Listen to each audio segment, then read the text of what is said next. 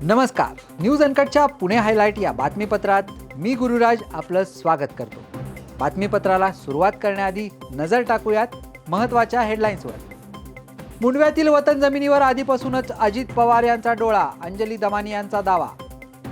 जिल्हा परिषदेच्या आधी महापालिका निवडणुका घेण्याबाबत निवडणूक आयोगाकडून चाचपणी. पुणे विमानतळावर 2.25 कोटींचा गांजा जप्त. आणि बारामती तालुक्यात ईडीने छापे टाकल्याने मोठी खळबळ. आता पाहूयात बातम्या विस्ताराने.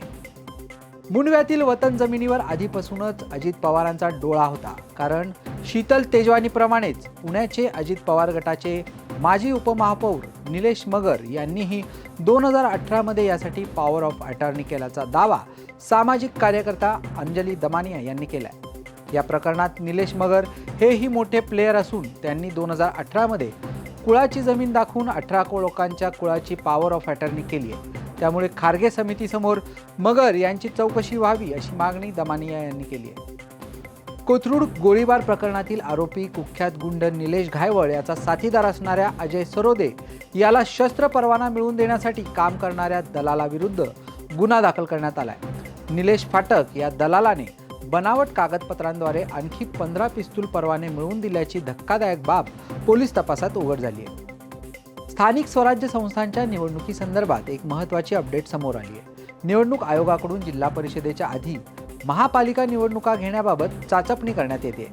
यासाठी तारखांची जुळवाजुळव करण्यात येत असून सूत्रांकडून मिळालेल्या माहितीनुसार आयोगाकडून पुढच्या आठवड्यात राज्यात महापालिका निवडणुकीची घोषणा करण्यात येण्याची शक्यता वर्तवण्यात आली आहे.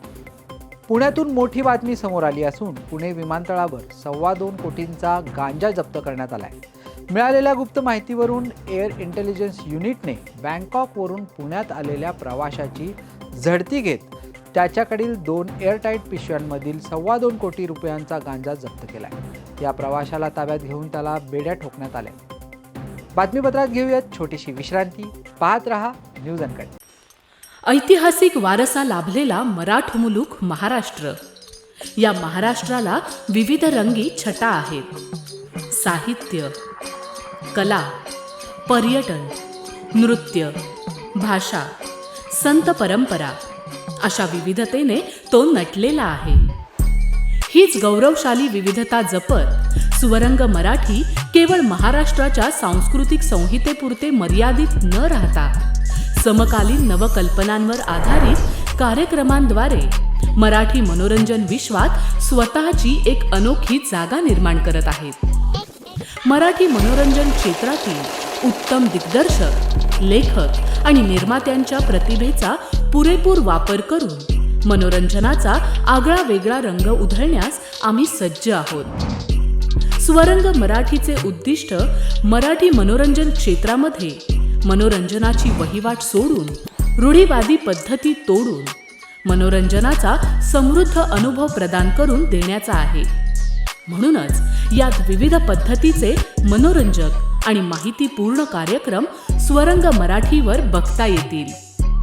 शेवटी एकच, धकाधकीच्या जीवनात धांगडधिंगा करण्यापेक्षा बसूया, हसूया, गाऊया, जगूया. नाती गोती श्रावण मोती गावामधले जिवंत रंग.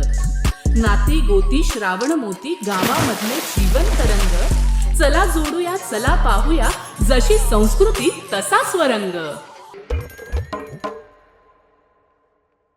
विश्रांतीनंतर बातमीपत्रात पाहूयात उर्वरित महत्त्वाच्या घडामोडी. पुण्यातील वाहतूक कोंडीचा प्रश्न सोडवण्यासाठी सरकारकडून शहरातील प्रमुख रस्त्यांच्या रुंदीकरणासह डागडुजी आणि अनेक उड्डाणपूल बांधण्याचे काम सुरू आहे. या कामांतर्गत विमानतळ रस्ता 12 मीटरवरून 24 मीटर रुंद केला जाणार असून यामुळे लवकरच विमानतळ रस्त्यावरील प्रवास हा सुसाट आणि आरामदायी होणार आहे. बारामती तालुक्यातील जळोची, खताळपट्टा आणि झारघरवाडी या गावांमध्ये आज पहाटे ईडीने छापे टाकल्याने मोठी खळबळ उडाली आहे.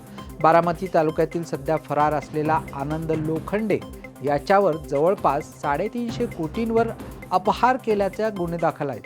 या संदर्भात त्याच्या घरी आणि संबंधित ठिकाणी ईडीने छापे टाकले आहेत. 1976 साली इंदापूरच्या भूमिहीनांना शासनाकडून जमिनी देण्यात आल्या होत्या. मात्र 2018 या जमिनी वन विभागाने अतिक्रमणाच्या कारवाईत ताब्यात घेतल्या. त्यापैकी हिंगणगाव येथील 32 पैकी 27 शेतकऱ्यांना जमीन परत दिली गेली. मात्र 5 शेतकऱ्यांना अद्याप त्यांच्या जमिनीचा ताबा दिलेला नाही. त्यामुळे जमिनी परत द्या म्हणून 7 वर्षे हेलपाटे घालून हताश झालेल्या शेतकऱ्यांनी आता इंदापूर वन विभागासमोर आमरण उपोषण सुरू केलं. आम्ही जे आज उपोषणला बसलो वन विभागाच्या इथं, ते आमचे जे शेतकरी 76चं वाटप क्षेत्र केलेलं आहे, तर ते 18मध्ये कारवाई अतिक्रमणची झाले त्यावेळेस आमच्या अन्याय झाला आहे 5 शेतकऱ्यावर. 32 लोकांना 76चं वाटप आहे. तर त्या कारवाईमध्ये आमच्या 5 जणाला शेतकऱ्यांना अन्याय झाला आहे. तर त्यांनी ते क्षेत्र आमचं जे वहिवाटीला आम्हाला वन विभाग अडथळा देत आहे त्यांनी देऊ नये. आणि आम्ही ह्याच्या आधी कलेक्टर ऑफिसला उपोषणाला बसलो होतो, त्यावेळेस कलेक्टर साहेबांनी महसूलला आदेश दिला होता की बाबा ह्यांचा शेतकऱ्यांना जे अन्याय झाला आहे त्याची तर ते मोजणीसाठी त्यांनी पत्र दिलं होतं. फाळणीबारा झाला त्याचं, आमचं क्षेत्र फाळणीबारा झाला तरीसुद्धा त्यांनी वन विभाग आम्हाला वहिवाटीचा अडथळा देतो म्हणून आम्ही उपोषणाला बसलेलो आहोत. पुणे महानगरपालिकेचा बाल महोत्सव यंदा 11 ते 14 डिसेंबर दरम्यान सारसबागेत आयोजित करण्यात आल्याची माहिती आयुक्त नवल किशोर राम यांनी दिली. लेस स्क्रीन मोर प्ले या विषयावर आधारित या उत्सवात 30हून अधिक संस्था सामील होणार असून या संस्था मुलांसाठी खेळ, गोष्टी सांगणे, प्रदर्शन आणि पालकांसाठी केअर पॅव्हेलियनद्वारे मार्गदर्शन करणार आहेत. दरवर्षी 1 लाखांहून अधिक पालक आणि बालकांची उपस्थिती असणाऱ्या या महोत्सवासाठी पुणेकर वाट पाहत असतात. यावर्षी 11 आणि 14 डिसेंबर या कालावधीमध्ये सरसबाग येथे सकाळी 9:30 वाजल्यापासून संध्याकाळी 6:30पर्यंत आम्ही एक खूप सुंदर असा कार्यक्रम घेत आहोत. याचं नाव आहे बालोत्सव. हा जो कार्यक्रम आहे आपण यावेळी 4थी बार असं घेत आहोत, म्हणजे याच्यापूर्वी 3-10 कार्यक्रम झालेला आहे. मी आपल्याला सांगू इच्छितो की आपण सर्वजण ॲज अ पॅरेंट्स म्हणून आपले जे किड्स आहेत त्यांना खूप प्यार करतो, खूप त्यांच्या बाबतीत आपण काळजी घेत असतो. पण खरं म्हणजे आपल्याला एक चांगल्या प्रकारे पॅरेंटिंग देणे किंवा चांगलं पॅरेंट्स होणे एक आपल्यासाठी एक खूप मोठं चॅलेंज आहे. आजच्या युगात जेव्हा आमचा जो काही शिक्षण सिस्टम आहे किंवा आपला जो काही पेडागॉगिक टूल आहे त्याच्यामध्ये ज्या प्रकारे IT टूल्सचा समावेश झालेला आहे, तर आम्हाला हे गोष्टी माहीत होते बरोबर की आम्ही कुठल्या प्रकारे चांगले पॅरेंटिंग करू. तर याला आपण लक्षात ठेवून यावेळी आम्ही एक सुंदर असा थीम घेतो आहे की पॅरेंटल वेलबिंग. याच्यामध्ये 6 वर्षाचे कमी वयाचे सगळे आपले किड्स असतील आणि त्यांचे पॅरेंट्स यांच्यासोबत एक खूप हा 4 दिवसीय जो कार्यक्रम आहे आम्ही घेतो आहे.